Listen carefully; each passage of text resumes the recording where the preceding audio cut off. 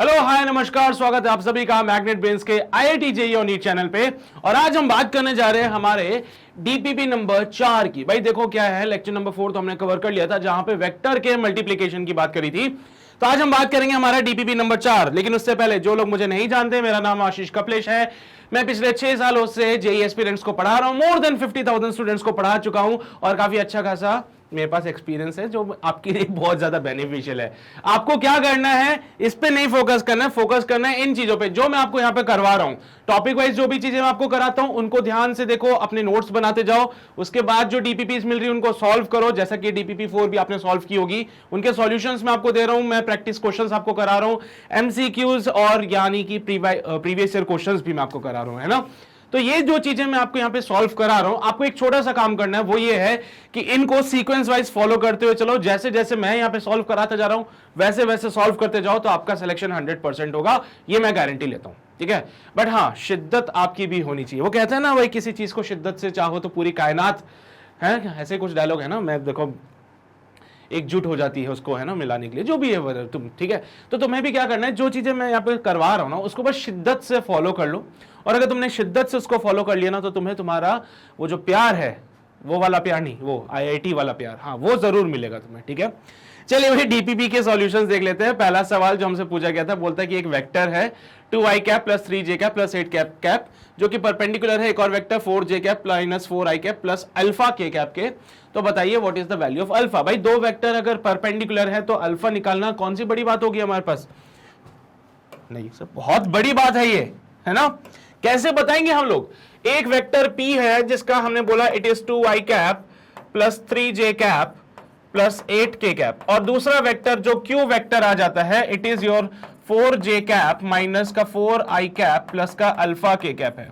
अब बोला गया है कि p वेक्टर जो है परपेंडिकुलर है q वेक्टर के, तो यार ठीक है ना, अल्फा का वैल्यू नहीं निकाल सकते क्या? डॉट प्रोडक्ट क्या कहता है कि अगर दो वेक्टर परपेंडिकुलर है तो उनका डॉट प्रोडक्ट कहलाएगा 0। cos 90 क्या ये शून्य होता है? हाँ सर बिल्कुल। cos 90 क्या ये शून्य है? जी बिल्कुल sir.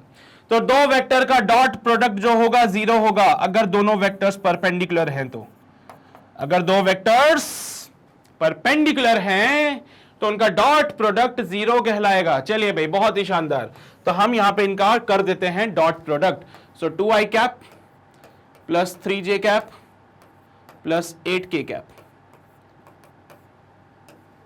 Dot 4j cap minus 4i cap plus alpha k cap should be 0।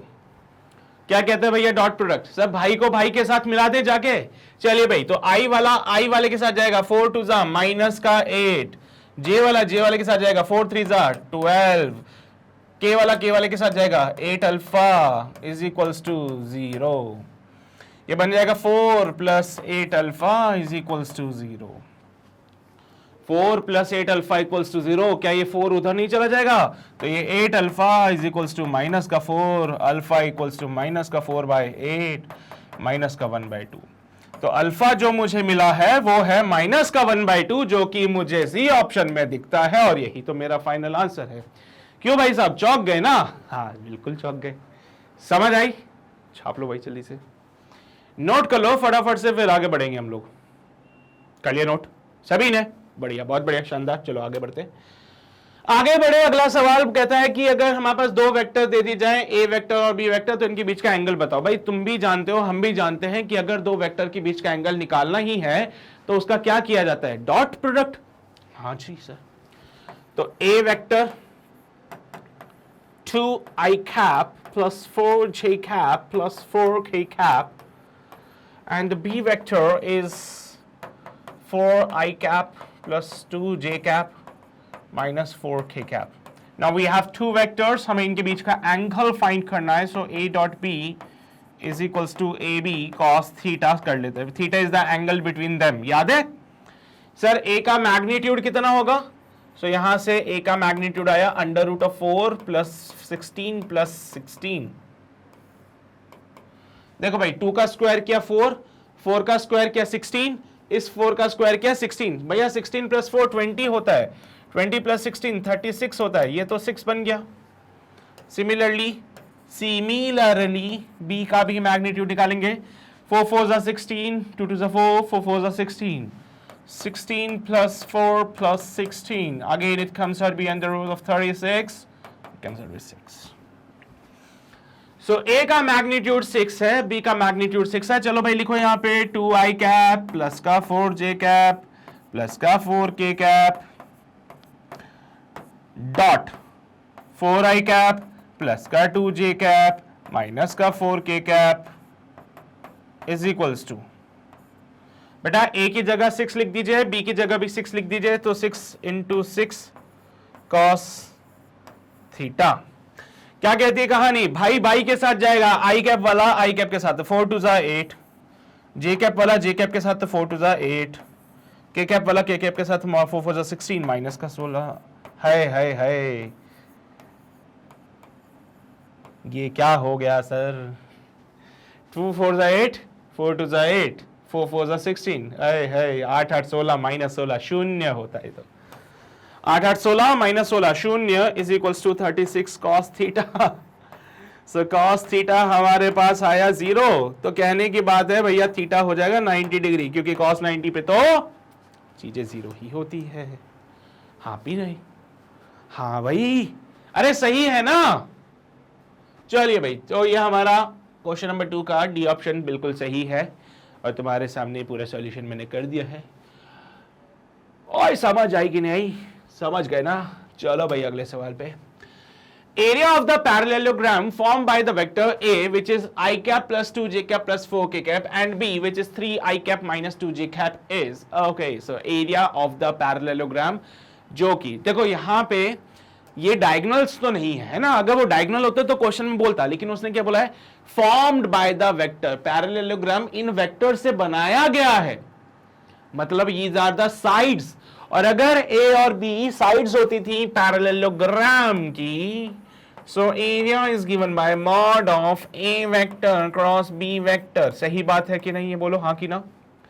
Mod of A vector cross B vector. चलिए भाई साहब सॉल्व कर लेते हैं, डिटर्मिनेंट्स को सॉल्व करना आता है, A क्रॉस B सॉल्व करते हैं। A क्रॉस B को सॉल्व करने का तरीका डिटर्मिनेंट से करेंगे, i cap, j cap, k cap. I cap वाले में वहां लिखा 1, जे कैप वाले में लिखा 2, के कैप वाले में लिखा 4, यहां पे देखो 3 माइनस का 2। ओहो सर इसका तो के कैप ही नहीं है। अरे इसमें अगर के कैप नहीं है तो क्या 0 लिख दो वहां पे, लिख दो सर। चलिए जी सॉल्व कर लेते हैं इसको यहां पे नीचे। So A vector cross B vector is equals to I cap. भैया बोलो हाँ कि ना, ये सारी चीजें गायब हो जाएगी, 2 से 0 मर जाएगा और यहां से ये हो जाएंगे आपस में, ठीक है। तो चलो भाई लिख लेते हैं इसको, 0 माइनस माइनस का 8 माइनस का जे कैप, जे कैप वाला कॉलम, जे कैप वाली रो छुपाली 1 और 0 का, ये इनका होगा और इनका होगा पिछवा, ठीक है। तो 1 0 0 4 3 12। चलिए भाई बहुत ही शानदार, समझदार हो गए तुम लोग तो, है ना। प्लस का के कैप लगा देने यहाँ पे, और इसको देखो भाई के कैप का कॉलम छुपा दिया, के कैप का रो छुपा दिया, इन दोनों का मल्टीप्लाई होगा, इन दोनों का मल्टीप्लाई होगा। तो 2 माइनस 1 माइनस का 2 माइनस का 6। बहुत ही शानदार, कितने इंटेलिजेंट हो गए सभी लोग अभी, है ना। सो इसको सॉल्व करने पे जो A vector cross B vector मिला था, it is given bye minus minus plus 8i cap, minus minus plus 12j cap, minus minus minus 8k cap. अरे वाह। चलिए भाई इसका मैग्नीट्यूड निकाल लीजिए। तो मैग्नीट्यूड तो निकालना तो चुटकियों की बात है सर, 2 मिनट में सॉल्व कर देंगे।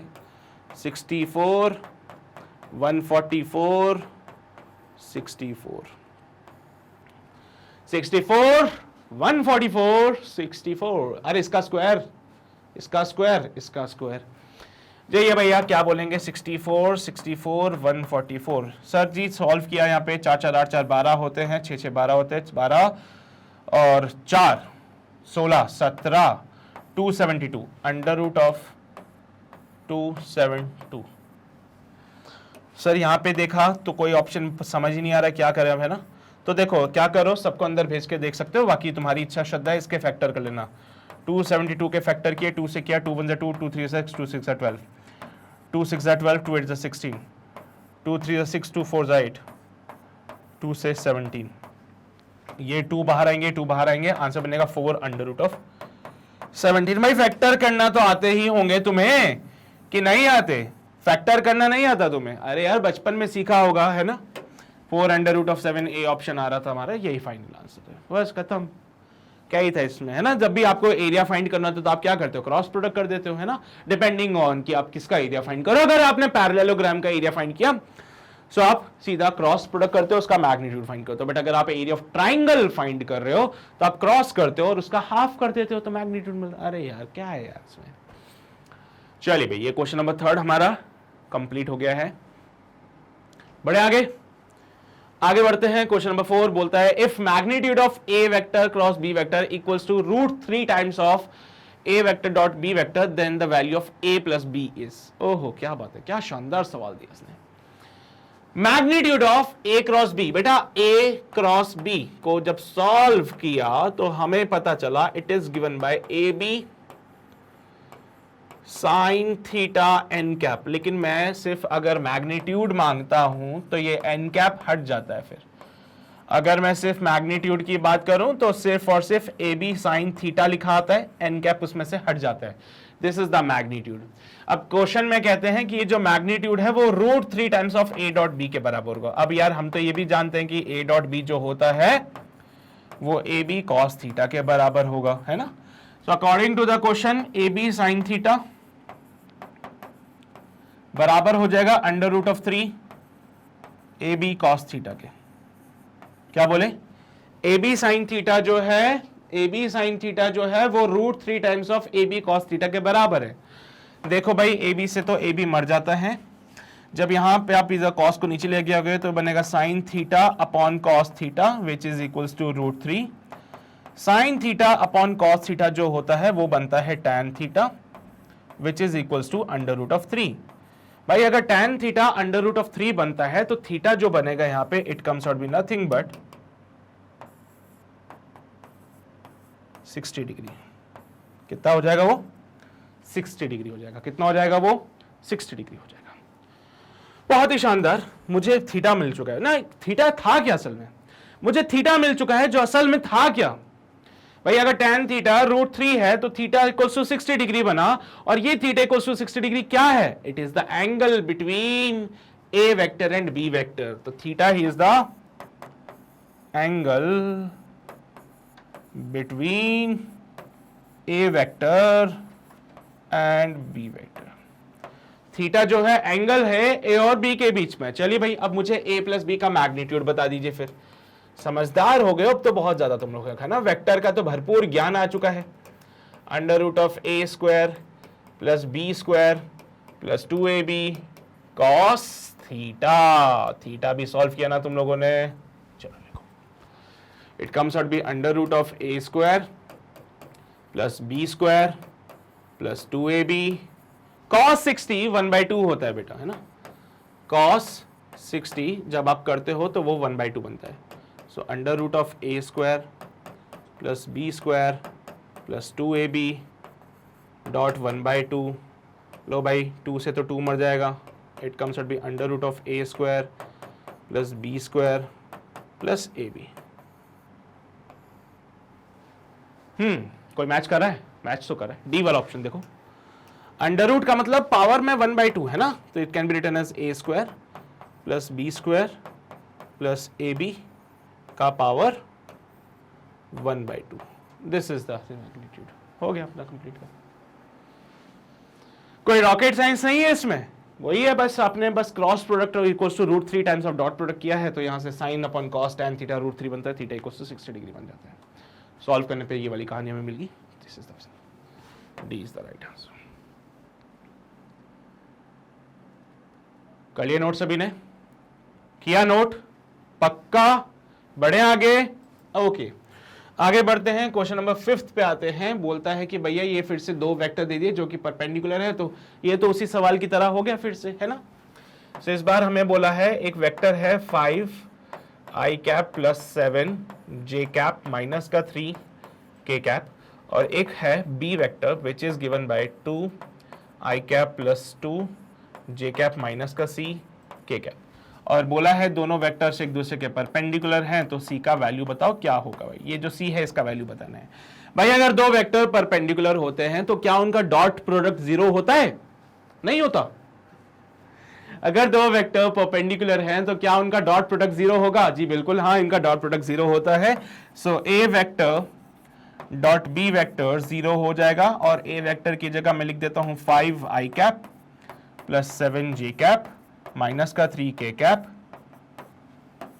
डॉट 2 आई कैप प्लस 2 जे कैप माइनस का सी के cap. It should be zero, है ना। चलिए भाई, इनको आपस में सॉल्व किया। डॉट प्रोडक्ट क्या कहता है भाई, भाई और भाई आपस में मल्टीप्लाई होंगे, तो 5 2 10 हो गए यहाँ पे। फिर जे कैप 7 2 14 हो गया यहाँ पे। फिर के कैप माइनस 3 माइनस का सी प्लस का 3 सी हो जाएगा यहाँ पे, है ना। It should be zero.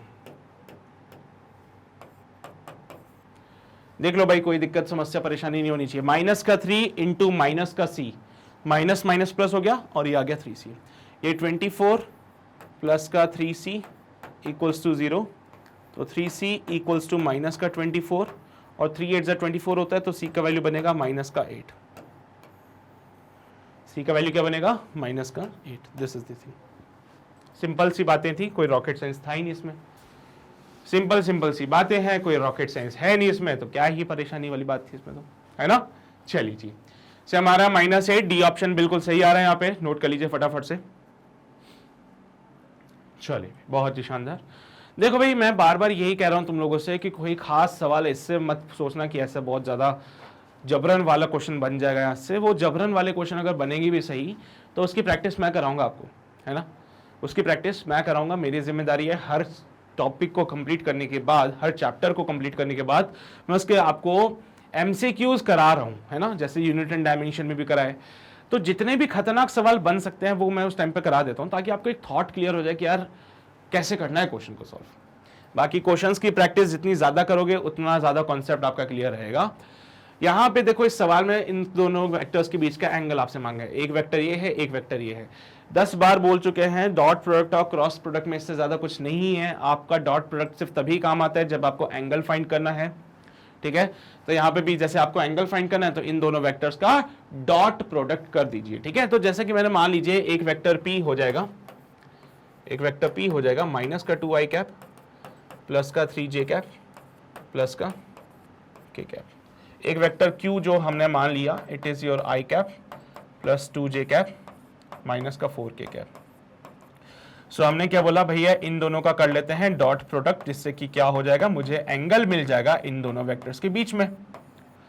इन दोनों वेक्टर्स के बीच का एंगल निकालने के लिए मैंने डॉट प्रोडक्ट कर दिया। चलो इसका मैग्नीट्यूड बता दो एक बार फटाफट से, कितना होगा।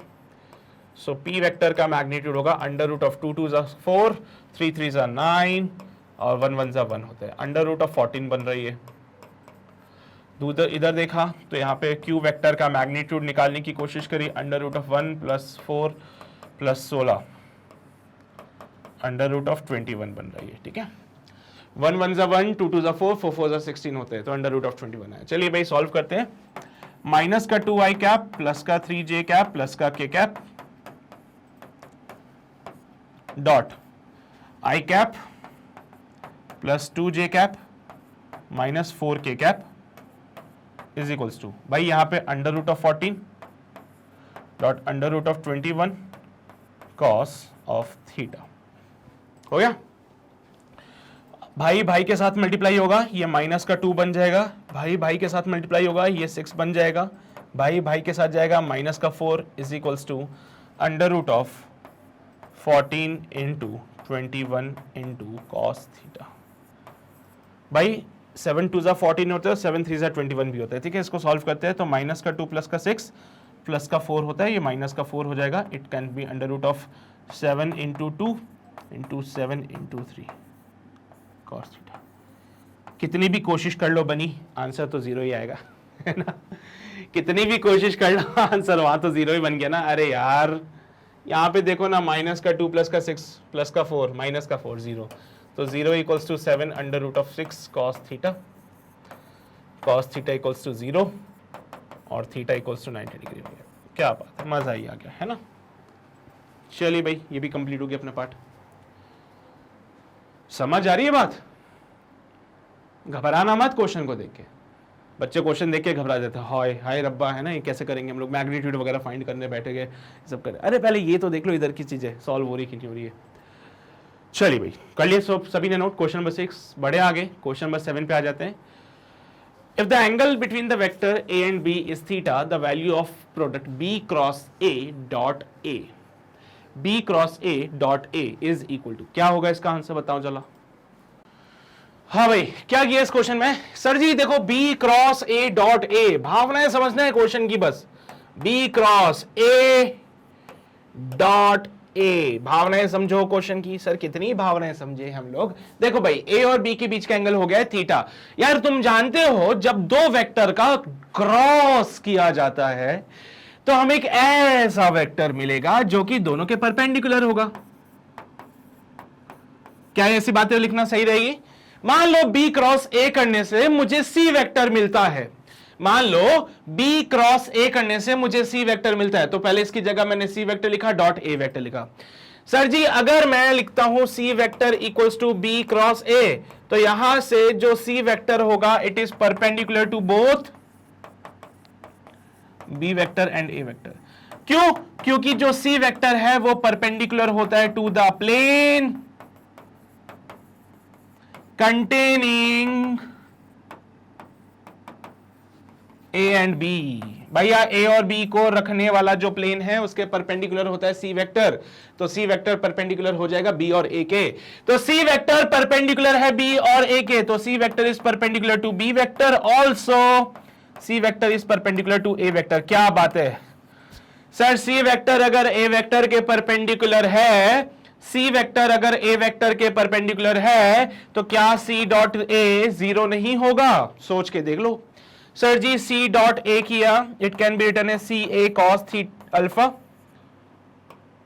c a cos alpha. Alpha is the angle between c and a, angle between c and a।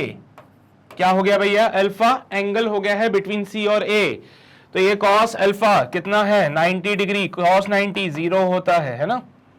सो भैया अल्फा कितना हो जाएगा? 90 डिग्री, क्योंकि c और a परपेंडिकुलर थे। cos 90 जीरो होता है, इसका आंसर बनेगा जीरो। खत्म सवाल, खत्म सवाल। इतनी सी बात थी बस जो आपको समझनी है। वो घुमाता है, वो जरूर घुमाएगा आपको। b cross a dot a, बच्चे अलग दिमाग लगाएंगे, सर a को पहले b के साथ मल्टीप्लाई करो। अरे मत लगाओ, b क्रॉस a करने से एक ऐसा वेक्टर मिलता है जो b और a दोनों के परपेंडिकुलर है। b क्रॉस a करने से ऐसा वेक्टर मिलेगा जो b के भी परपेंडिकुलर है, जो a के भी परपेंडिकुलर है। और अगर ऐसी बात हो गई तो c परपेंडिकुलर होगा b के, c परपेंडिकुलर होगा a के। c डॉट a किया, it comes out be C A cos alpha. Alpha यहां पे देखो 90 डिग्री का है, सो कॉस जीरो हो जाएगा। कॉस 90 जीरो होता है। कोई शक नहीं ना? चलिए भाई, सर क्वेश्चन नंबर 7 के बाद आगे बढ़ते हैं, क्वेश्चन नंबर 8 पे आते हैं। कहता है the magnitude of the vector product of two vector A and B may be. भाई साहब दो वेक्टर्स हैं हमारे पास, उन दोनों वेक्टर का जब हम वेक्टर प्रोडक्ट करते हैं, वेक्टर मल्टीप्लीकेशन की बात कर रहा है वो यहां पे, है ना? The vector product of two vectors A and B may be greater than A B, equal to A B, less than A B, equal to zero. क्या होगा? Sir ji A vector cross B vector किया हमने, A vector cross B vector किया हमने, तो ये बनता है ए बी साइन थीटा, और यहां पे लगाते हैं एन कैप जो कि डायरेक्शन को रिप्रेजेंट करता है। लेकिन अभी वो सिर्फ ये डायरेक्शन वगैरह की बातें नहीं कर रहा, वो सिर्फ बात कर रहा है मैग्नीट्यूड की। वो डायरेक्शन वगैरह से लेना देना है ही नहीं उसको, तो उसने बोला भैया ये बनता है ए बी साइन थीटा। चलिए भाई एक बात बताओ, the vector product of two vector a and b may be greater than ab, equal to ab, less than ab, equal to 0। Sir एक बात समझ लो, ये जो साइन थीटा है ना, साइन थीटा की वैल्यू 0 और 1 के बीच में होती है। साइन थीटा की वैल्यू 0 और 1 के बीच में हो सकती है, तो साइन थीटा की जो मैक्सिमम वैल्यू हो सकती है वो होगी 1, और साइन थीटा अगर मैक्सिमम 1 है तो a क्रॉस b का जो मैग्नीट्यूड होता है वो ab के बराबर हो सकता है उस केस में। हाँ सर वो ए बी के बराबर हो सकता है, इक्वल टू ए बी सही है। अच्छा क्या ये साइन थीटा जीरो भी होगा? हाँ सर ये साइन थीटा जीरो भी होगा, है ना? अरे वैसे तो -1 भी होती है उसकी वैल्यू, बट माइनस से क्या लेना देना अभी हम लोगों को, मैग्नीट्यूड की बातें कर रहा हूं मैं सिर्फ, तो मैग्नीट्यूड में माइनस माइनस वाली बातें नहीं करेंगे। साइन थीटा अगर 0 हो जाए तो, साइन थीटा अगर 0 हो गया तो, क्योंकि 0 के भी तो बराबर होता है, तो उस केस में ए वेक्टर क्रॉस बी वेक्टर क्या हो जाएगा, 0 हो जाएगा। तो ए क्रॉस बी 0 भी हो सकता है, जी हाँ सर। बाकी सर 0 से 1 के बीच में 1/2 भी आता है, तो अगर हमारा if sine theta is equals to 1/2 यानी कि 0.5 हो, तो उस केस में mod of A cross B is equals to AB/2, क्या ये AB से छोटा होगा, बोलो। अरे AB/2 क्या ये AB से छोटा है, हाँ सर बिल्कुल ये AB से छोटा है, क्योंकि AB का आधा है ये, ठीक है। तो अगर हमारा साइन थीटा 1 हो जाता है तो उस केस में ए क्रॉस बी AB के बराबर हो जाएगा। अगर हमारा ये साइन थीटा 0 हो जाता है तो ए क्रॉस बी 0 हो जाता है। अगर साइन थीटा 1/2 हुआ, 1/2 के अलावा 1/√2 भी ले सकते हो, √3/2 ले लो, डिपेंडिंग ऑन द कंडीशन, है ना। तो अगर साइन थीटा हमारा 1/2 हुआ तो ए क्रॉस बी AB/2 बनेगा, जो कि AB से छोटा है, तो ये लेस देन AB भी हो सकता है सर। तो यहां पे ए क्रॉस बी AB के बराबर भी हो सकता है, 0 भी हो सकता है, और AB से छोटा भी होगा, लेकिन AB से बड़ा नहीं हो सकता, क्योंकि साइन थीटा 1 से बड़ा नहीं है। ए क्रॉस बी ध्यान से लिख लो, ए क्रॉस बी AB से बड़ा नहीं होगा। क्यों? क्योंकि सर साइन थीटा की वैल्यू 1 से बड़ी नहीं होती है। साइन थीटा अगर 1 से बड़ा होता तो AB से बड़ा ए क्रॉस बी हो सकता था, लेकिन ऐसा नहीं हुआ, है ना, ऐसा नहीं हुआ, तो ग्रेटर देन वाला नहीं होता है। तो 2, 3, 4 इज द करेक्ट ऑप्शन, तो ऑप्शन बी हमारा बिल्कुल सही हो जाएगा। 2, 3, 4 वाले ऑप्शन सही है, तो ऑप्शन बी बिल्कुल हमारा सही रहेगा यहां पे। तो हमारा ऑप्शन बी बिल्कुल सही है। This is all about the question number 8। उम्मीद करता हूं सभी को समझ आ रहा होगा। छाप लो इसको जल्दी से, नोट कर लिया सभी ने। अगले सवाल पे आओ, क्वेश्चन नंबर 9। एंगल पूछ रहा है between the vector i cap plus j cap and j cap plus k cap. भाई what is the angle between i cap plus j cap and j cap plus k cap. Sir जी इधर भी दो vector की बातें हो रही हैं, i cap plus j cap, second vector is j cap plus k cap. यहां पे भी दो वेक्टर्स की बातें हो रही है। अगर मैं दो वेक्टर्स के बीच के एंगल की बातें करता हूं तो हम जानते हैं दो वेक्टर के बीच एंगल निकालने का एक सिंपल सा तरीका है, दोनों का डॉट प्रोडक्ट कर दीजिए। So it is PQ cos theta. Cos theta is equals to P vector dot Q vector divided by PQ. P vector dot Q vector divided by PQ. So यहां से P vector dot Q vector कितना होगा? ये देखना पड़ेगा। I cap plus J cap dot J cap plus K cap. भाई साहब भाई भाई के साथ जाएगा। सर आई कैप तो अकेला है तो इसका तो कुछ नहीं होने वाला। आई कैप अकेला है कुछ नहीं होगा, जे कैप साथ में मल्टीप्लाई हो जाएंगे 1 बन जाएगा। के कैप अकेला है कुछ नहीं होगा। अरे अकेला कुछ नहीं करेगा जब तक उसका साथी नहीं मिल जाता। साथी हाथ बढ़ाना रे, एक अकेला थक जाएगा, है ना। तो देखो भाई जे कैप ने तो यारी दोस्ती निभा दी, 1 बन गए। आई कैप के कैप के साथ जा नहीं सकता, आई कैप का आई कैप मिसिंग है, के कैप आई कैप के साथ जा नहीं सकता, के कैप का के कैप मिसिंग है, भूल गए इनको। जे कैप दोनों ने यारी दोस्ती निभाई, आंसर 1 बनाया, यानी कि P vector dot Q vector 1 हो जाएगा।